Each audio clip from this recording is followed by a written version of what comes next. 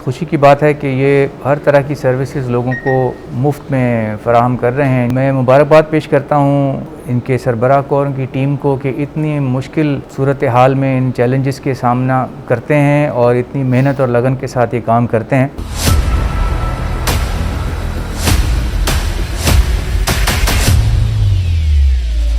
आज हमने विज़िट किया था हैदराबाद सिविल हॉस्पिटल को। माशाल्लाह सब में state of the art equipments मौजूद थे।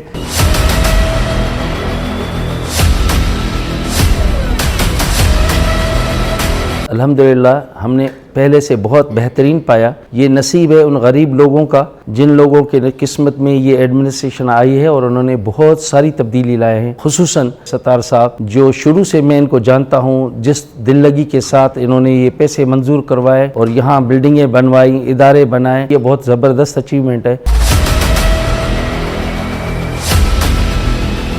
बड़ी एक खुशी की बात है कि यहाँ की तमाम जो मैनेजमेंट थी वो कमिटेड थी कि क्वालिटी ऑफ हेल्थ केयर में कैसे इम्प्रूवमेंट लाई जाए। तो माशाल्लाह मुझे आज जब मैं राउंड कर रहा था तमाम वार्ड्स का यहाँ पर और जामशोरों में, तो उसमें बड़ी इम्प्रूवमेंट नज़र आई।